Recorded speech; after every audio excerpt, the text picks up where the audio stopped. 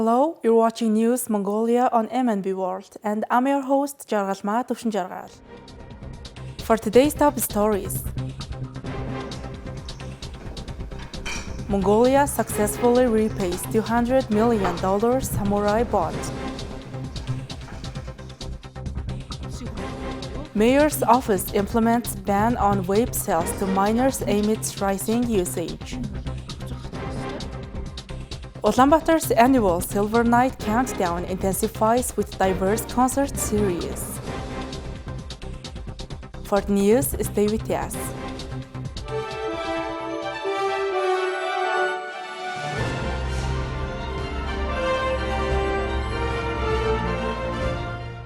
Prime Minister Oyerden Losunamsra held a press briefing Monday, announcing Mongolia's successful repayment of the 30 billion Japanese yen samurai bond, equivalent to $200 million entirely from domestic sources.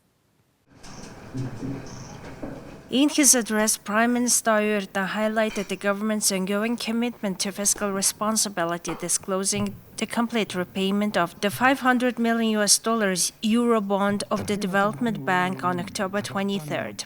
Proposals for a comprehensive legal reform aimed at transforming the Development Bank into a classic exim bank to align with international standards were discussed during a recent cabinet meeting. The Prime Minister confirmed the submission of these proposals to the Parliament of Mongolia for further consideration. Acknowledging the country's resilience in navigating challenges such as the COVID-19 pandemic and economic strains, the Prime Minister emphasized the government's deliberate choice to pursue self-reliance through internal reforms rather than opting for external default and entering an International Monetary Fund program. The Prime Minister underscored the importance of responsible financial practices and condemned the accumulation of debt for short-term gains. Anti-corruption measures at the Development Bank and JSC played a crucial role in breaking a 12-year debt cycle, noted the Prime Minister. Economic projections for Mongolia paint an optimistic picture, with a predicted growth of 6.8% in 2023. The gross domestic product is expected to rise from 36.7 trillion Mongolian tugriks to 63.3 trillion Mongolian tugriks, with both the state budget and balance of payments projected to register surpluses for the first time. Foreign exchange reserves have surged to $4.5 billion compared to $2.7 billion in June 2022, reflecting robust economic growth. The Prime Minister expressed optimism that with continued open and transparent economic policies, foreign exchange reserves could reach $10 billion, providing a stable foundation for sustained growth. Furthermore, the Prime Minister noted that the government will commit to ensuring that every household and citizen benefits from economic growth, promising a more inclusive and prosperous future for all citizens of Mongolia.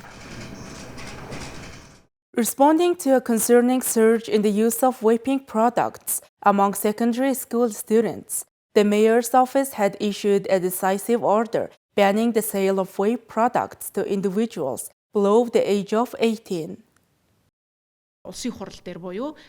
The move comes in the wake of a recent study that revealed a notable increase in the prevalence of vaping among secondary school students.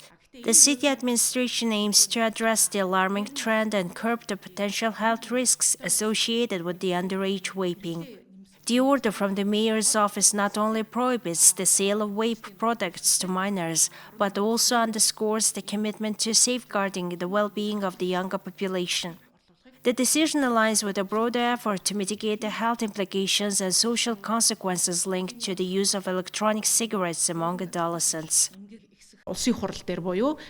Mongolia is confronting a surge in youth vaping exacerbated by the absence of regulations.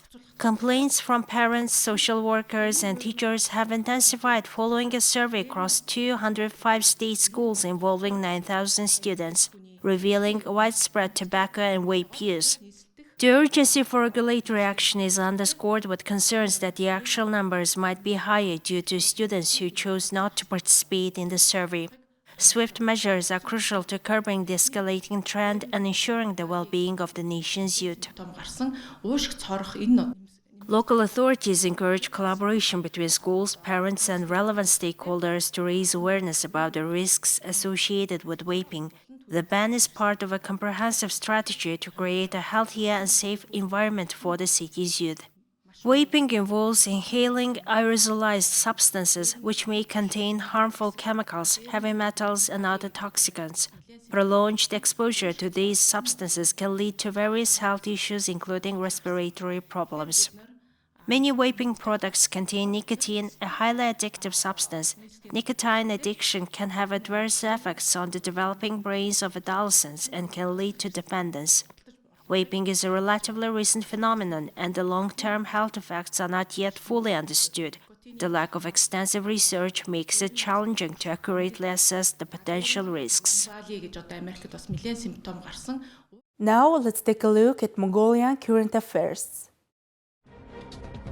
As the vibrant city of Ulaanbaatar gears up for its annual Silver Night, a dazzling New Year's Eve celebration organized by the Governor's Office and the Arts and Culture Department, residents and visitors alike are treated to a week-long musical extravaganza at Ulaanbaatar Square.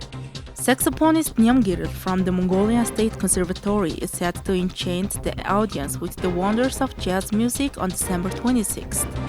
The following day, December 27th, promises a rock-pop extravaganza with Muhirtin taking the stage. On December 28th, piano maestra Muhirtin will treat the audience to royal melodies, creating the harmonious atmosphere at Ulaanbaatar Square. December 29th, recognized as National Freedom and Independence Day, will feature Ulaanbaatar, the renowned singer from the State Opera and Ballet Academic Theater, presenting soulful jazz songs. As the week approaches its peak, December 30th will see the talented singer Oyun Suran delivering a nostalgic performance of timeless classics. Each night, the Ulaanbaatar Square marquee will come alive at 6 p.m., offering a mesmerizing experience for music enthusiasts and revelers alike. With a diverse range of genres and performers, Ulaanbaatar Silver Night promises to be a spectacular prelude to the grand celebration on December 31st, 2023. Thank you for staying with us. Now let's take a look at currency exchange rates provided by Mongol Bank.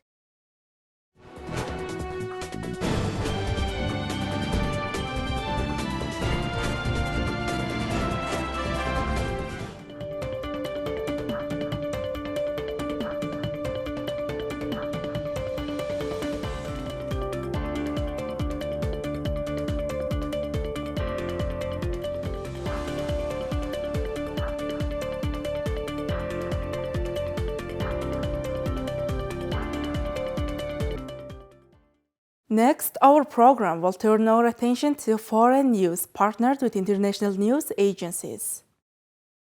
A charter plan grounded in France for a human trafficking investigation prepared to leave for India on Monday after an exceptional holiday ordeal that left some 300 Indians en route for Central America blocked inside a rural French airport for 4 days.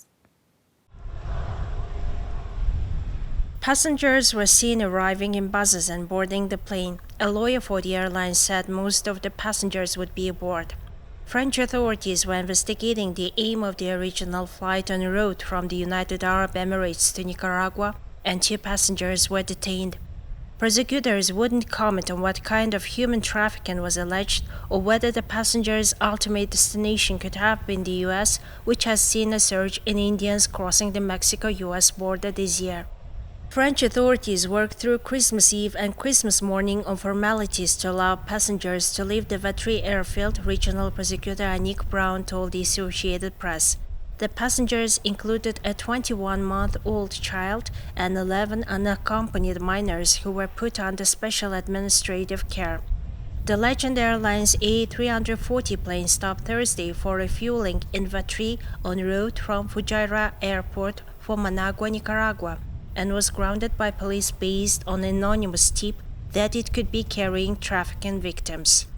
The airport was requisitioned by police for days and then turned into a makeshift courtroom Sunday as judges, lawyers, and interpreters filled the terminal to carry out emergency hearings to determine next steps. The plane received permission Sunday to leave France.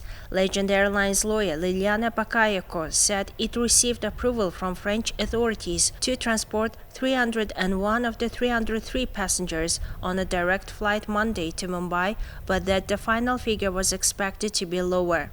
Several passengers had requested asylum in France, according to an official with the Marne Regional Prefecture. Bakayoko said some other passengers don't want to go to India because they paid for a tourism trip to Nicaragua. The airline has denied any role in possible human trafficking.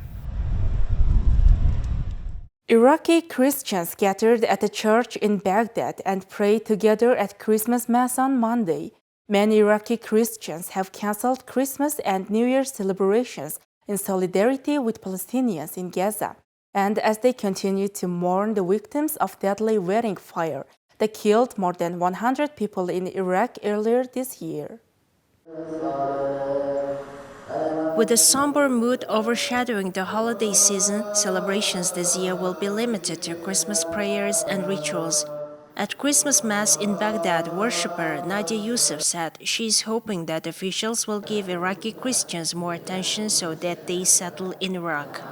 On this day, the day of the birth of Jesus Christ, we hope that security and peace will prevail in this wounded country that has been hurting for a long time. And we hope that the officials will pay more attention to the Christians here so that they will be able to settle in Iraq.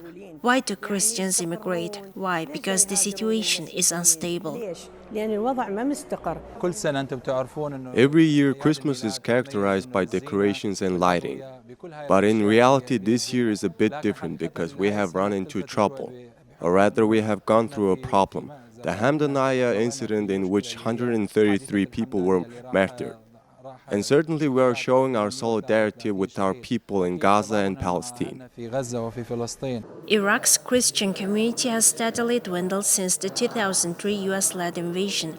They received a huge blow when IS in 2014 swept through northern Iraq, including traditional Christian towns across the Nineveh Plains. The exact number of Christians left in Iraq is unclear, but they are thought to number several hundred thousand. Iraq's Christians, whose presence goes back nearly to the time of Christ, belong to a number of rites and denominations, with the Chaldean Catholic the largest, along with Syriac Catholics, Assyrians, and several Orthodox churches. Now let's take a look at weather forecast for world major cities.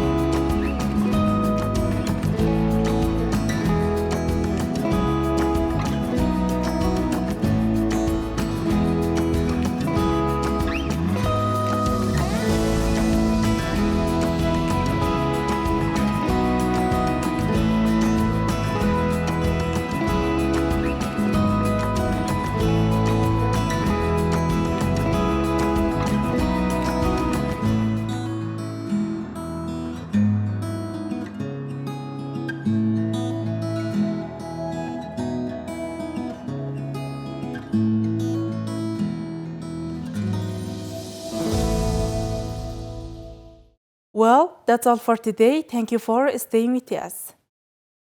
We will see you tomorrow with more news and updates. Goodbye.